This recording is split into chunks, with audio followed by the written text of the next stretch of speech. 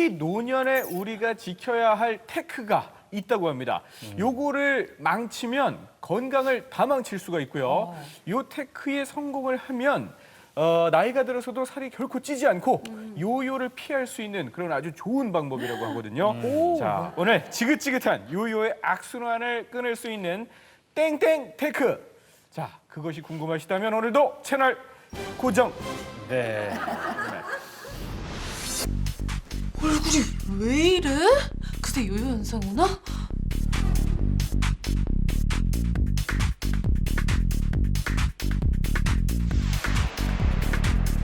지방 때문에 생기는 염증을 없애주는 천연 함염제까지 들어있기 때문에.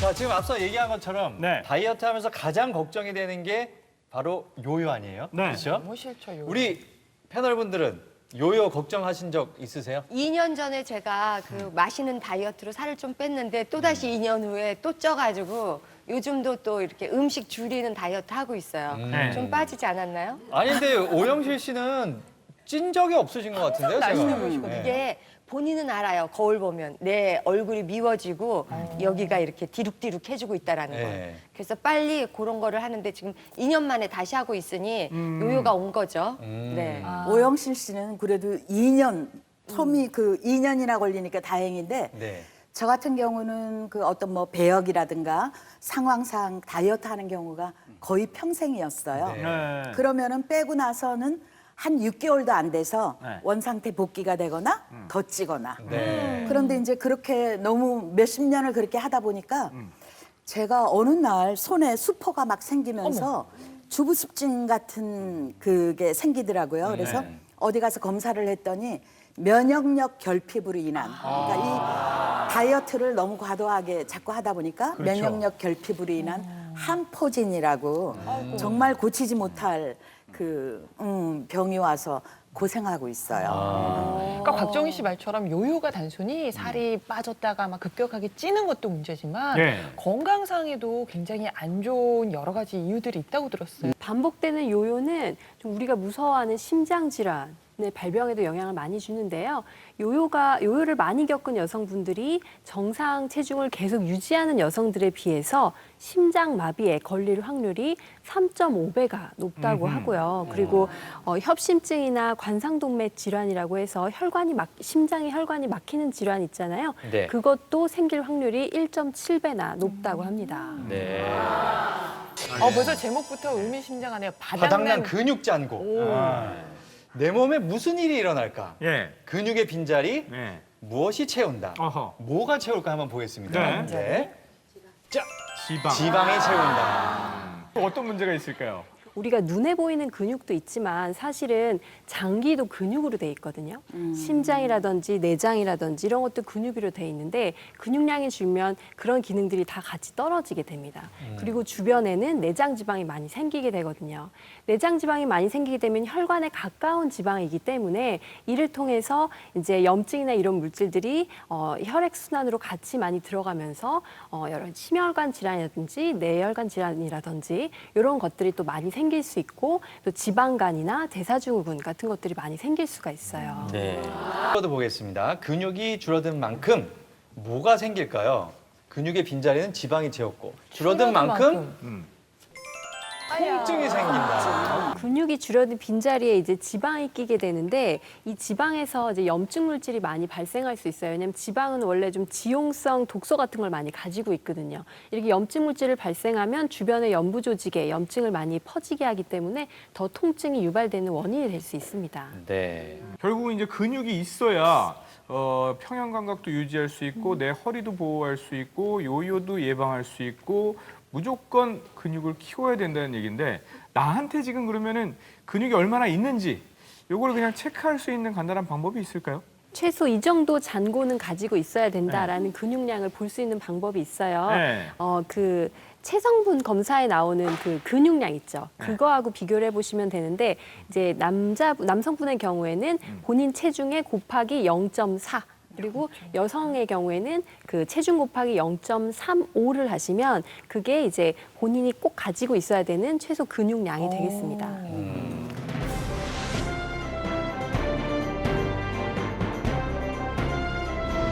안녕하십니까. 특종 건강 뉴스 박찬민입니다. 건강에 치명적인 요요.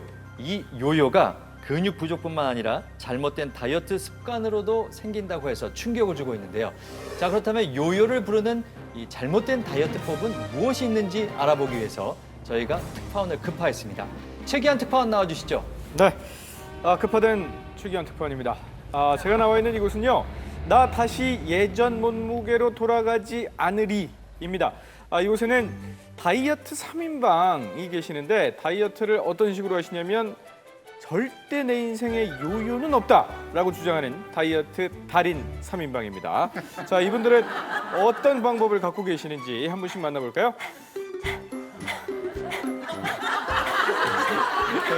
여기 복날에 강아지가 굉장히 더워하는 그런 포즈인 것 같은데요.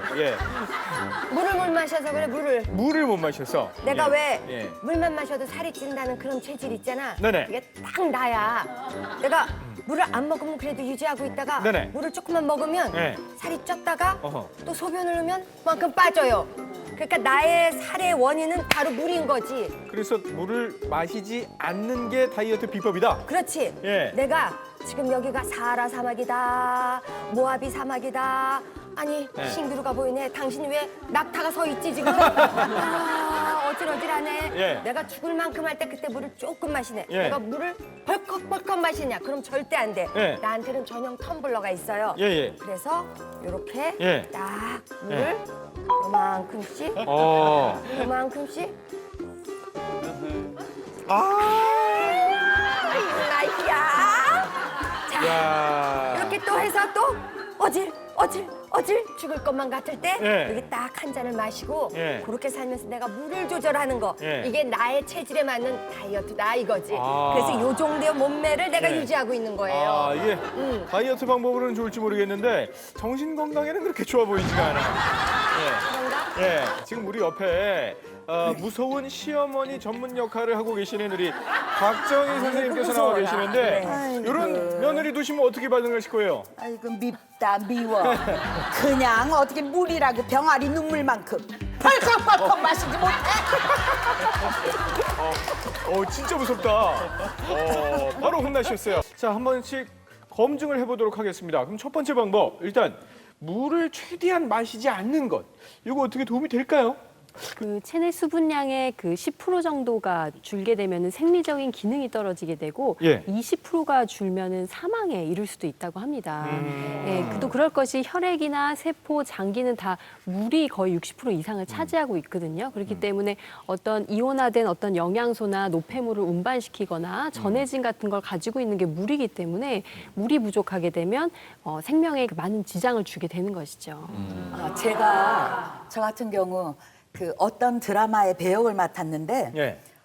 감독님께서 저를 보고 살이 쪘다고 네. 일주일 동안 살을 빼라고 하시는 거예요. 어허. 그래서 하루에 딱 2번, 11시에서 12시 사이에 밥 3숟갈, 그다음에 5시 정도에 밥 3숟갈, 예. 그다음에 물도 아까 말씀하셨듯이 먹으면 살찐다고 해서 그냥 한 모금씩 네. 그렇게 먹고 한 달 정도 됐는데 예. 8kg가 빠졌더라고요. 그래서 저는 이제 다이어트에 참 성공을 했다 이런 생각을 했는데 어느 날 막 극심한 통증이 와가지고 제가 기어가서 겨우 119에다가 전화를 해갖고 나 지금 다 죽어간다고 해서 이제 119에 의해서 병원으로 옮겨졌는데 그게 그러니까 과도한 다이어트와 물 섭취가 안 되다 보니까 제가 그러니까 담석증이 생긴 거예요. 그때 그 순간에는 그게 얼마나 통증이 심했든지 살고 싶지 않은 정도의 그런 고통이었거든요. 그러니까 물의 중요성을 제가 너무 몰랐던 것 같아요. 네. 마실게요. 많이 마실게요. 벌컥벌컥 마셔. 겁나네요. 그렇대요. 아니 그러면 물을 어느 정도나 마셔야 적정한 섭취량인지 이런 것도 좀 알려주세요, 선생님. 네, 남성분들의 경우에는 그 200ml짜리 그 컵 있잖아요. 그걸로 5잔, 그러니까 1리터죠. 그리고 여성분들 같은 경우는 4잔 반, 그래서 900ml 정도를 매일 섭취하는 게 좋습니다. 그래요.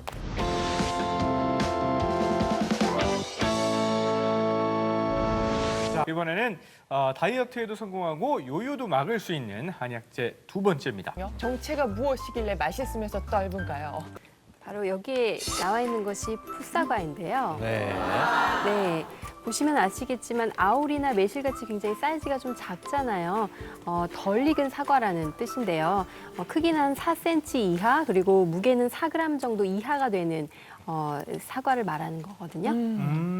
근데 요 풋사과 안에 아까 천연 항염제 폴리페놀이 들어있다 그러셨는데 폴리페놀이 어떻게 좋은 거예요, 우리 몸에? 네, 다이어트 할 때 가장 많이 빼시고 싶은 부위가 뱃살이잖아요. 그죠? 근데 뱃살을 보면은 바깥쪽에 잡히는 피하 지방도 있지만 안에 있는 내장 지방도 있거든요. 이 내장 지방과 뱃살의 가장 큰 문제는 우리 몸속에 염증을 많이 만들어낸다는 것입니다. 몸에 그 염증 물질 같은 게 많이 생기면은 어떤 그 영향을 미치나요? 네, 염증 물질들이 이제 혈관을 타고 전신을 돌게 되면은 각 장기와 세포에 영향을 주게 되는데요. 먼저 세포의 기능을 떨어뜨리고 면역력을 굉장히 저하시킬 수도 있게 됩니다. 그리고 그에 따라서 심혈관이나 뇌혈관 질환, 당뇨, 암까지 좀 유발할 수 있는 여러 가지 많은 질병의 원인이 이 바로 염증. 그리고 염증이 계속적으로 될 때를 만성염증이라고 하는데 이 만성염증이 결국 큰 질환의 원인이 되는 것이죠. 네. 그래서 이러한 염증 물질을 줄이기 위해서는 이제 항산화 물질을 많이 섭취를 해야 되는데 그게 바로 이 풋사과에 들어있는 폴리페놀인 것입니다. 들어보니까 지방도 빼주고 또 요요에서 탈출도 시켜줄 수 있는 정말로 좋은 것 같은데 이걸 얼마 정도 먹어야지 효과가 있는 거예요? 네, 풋사과 속에 있는 폴리페놀은 하루에 약 600mg 정도 섭취하는 게 좋거든요. 풋사과 한 개가 아니고 보통 풋사과 40개를 먹어야지 섭취할 수 있는 양입니다. 그래서 이 많은 양을 한 번에 다 먹기가 쉽지 않고 또 떫은 맛이 나기 때문에 이거를 다 드시기보다는 좀 농축되어 있는 폴리페놀을 활용하시는 것도 한 방법일 수 있을 것 같습니다. 네.